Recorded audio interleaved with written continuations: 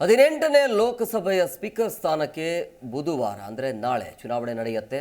ಬೆಳಗ್ಗೆ 11 ಗಂಟೆಗೆ ಲೋಕಸಭೆಯ ಕಡ್ಡಾಯವಾಗಿ ಹಾಜರಾಗುವಂತೆ ಕಾಂಗ್ರೆಸ್ ಹಾಗೂ ಬಿಜೆಪಿಯ ತಮ್ಮ ಸಂಸದರಿಗೆ 3 ಸಾಲಿನ ವಿಪ್ ಅನ್ನು ಮಂಗಳವಾರ ಜಾರಿ ಮಾಡಿದೆ. ಅಂದರೆ ಇವತ್ತು ನಾಳೆ ಲೋಕಸಭೆಯಲ್ಲಿ ಬಹಳ ಮುಖ್ಯವಾದ ವಿಷಯವನ್ನು ಕೈಗೆತ್ತಿಕೊಳ್ಳಲಾಗುತ್ತೆ.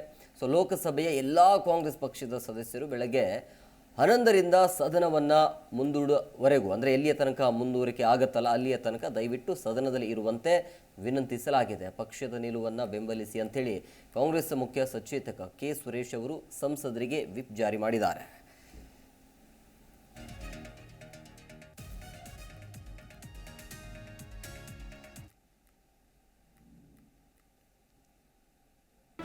ಜಿ ಕನ್ನಡ ನ್ಯೂಸ್ ಈಗ ನಿಮ್ಮ ಮನೆಯಲ್ಲೇ ನೋಡಿ.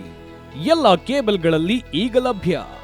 ಸನ್ Direct 292, Jio TV 1334, U Digital 162, City Cable 51, GTPL 17, Abhishek cables 821, Rock Line telecommunication 51, Shri Basaveshwara number 60, Vinayaka digital number 53, in digital number 896ರಲ್ಲಿ.